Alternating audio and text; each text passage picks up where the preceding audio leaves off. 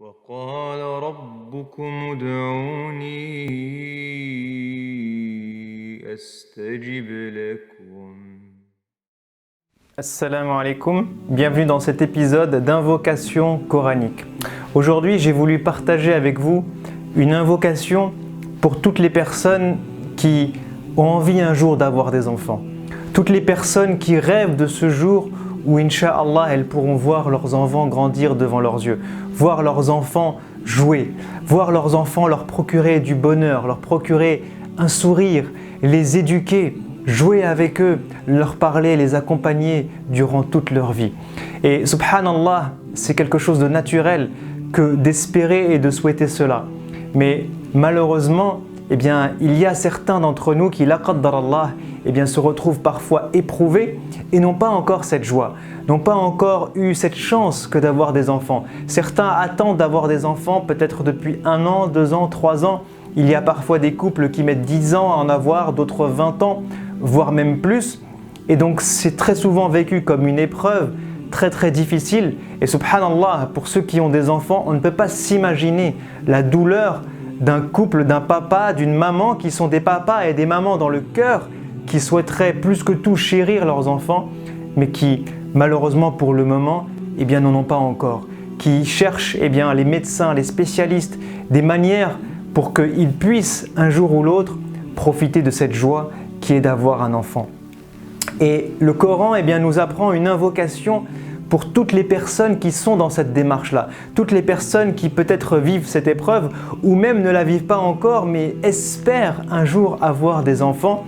Et ce dua, il nous est raconté, relaté par Sayyidna Zakaria.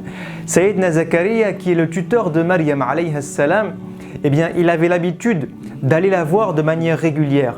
Et dans Surat Al-Imran, Allah nous raconte qu'une fois il va la voir et il se rend compte de quelque chose de bizarre, elle a de la nourriture. Et lorsqu'il voit ça, il ne comprend pas. Il lui dit « Anna laki hadha » mais d'où est-ce que te vient cette nourriture? Parce que Maryam, on ne peut pas rentrer et sortir de ce temple, personne ne peut venir la voir, son tuteur légal c'est Zakaria, c'est lui qui est son professeur, son éducateur, son tuteur, donc il est le seul à rentrer, à sortir, le seul à lui ramener à manger. Et donc ce jour-là, il s'occupe d'elle et il n'a pas ramené ça. Et il se rend compte qu'il y a quelque chose de bizarre. Donc il lui pose la question: mais d'où est-ce que te vient cette nourriture, ya Maryam? Et Maryam, qui est dans une phase de cheminement spirituel, de proximité avec Allah subhanahu wa ta'ala, lui répond قالت هو من عند الله إن الله يرزق من يشاء بغير حساب. Elle lui répond: ça me vient d'Allah. C'est Allah qui me l'a envoyé directement, d'une manière miraculeuse. Tu ne sais pas comment, je ne sais pas comment. C'est Allah qui l'a envoyé, c'est là pour moi. Et elle lui dit: mais il ne faut pas s'en étonner. Pourquoi? Parce que Inna Allah yarzuqu man yasha. Allah est capable de donner à qui il veut, quand il veut. Et là, Maryam a donné une leçon à Zakaria. Elle lui a fait un rappel. De manière inconsciente, elle lui a rappelé qui était le créateur des cieux et de la terre et que Allah n'a aucune limite, qu'il donne à qui il veut, quand il veut, sans aucun problème, min ghayri hisab, sans compter, sans limite. Allah n'est pas limité par la science, Allah n'est pas limité par notre rationalité. Allah est le créateur des cieux et de la terre, il dit à la chose kun, fayakun, il décide ce qu'il veut dans sa création. Et le Coran nous dit hunalika da'a Zakaria.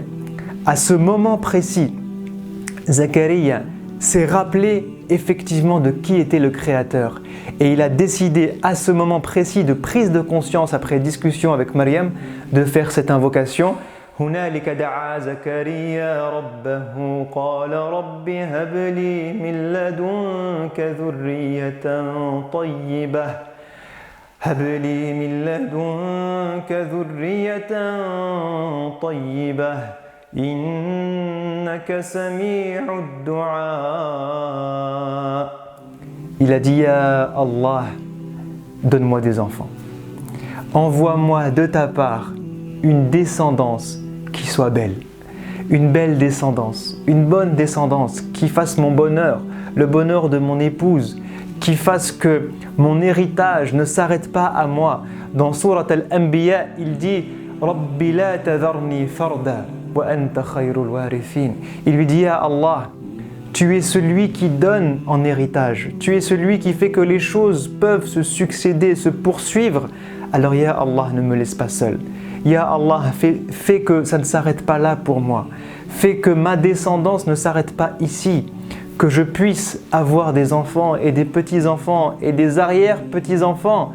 Ya Allah, ne me laisse pas seul. Autrement dit, ne me laisse pas seul sans enfants.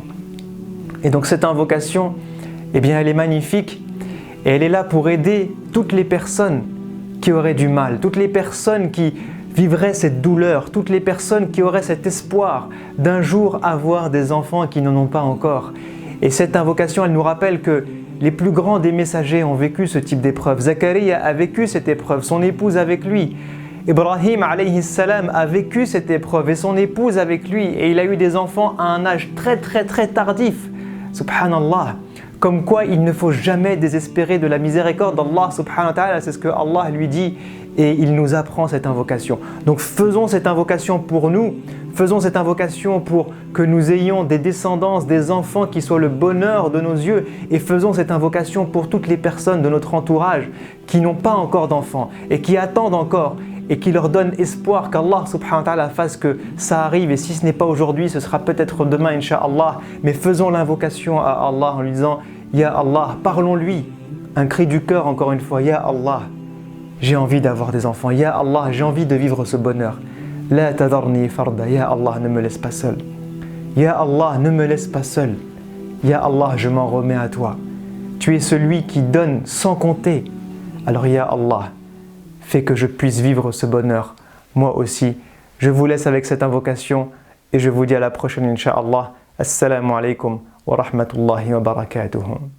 Il est As-Sami', parlez-lui, il vous écoutera. Il est Al-Mujib, invoquez-le, il vous répondra. Il est Al-Hakim, faites-lui confiance dans tout ce qu'il vous accordera.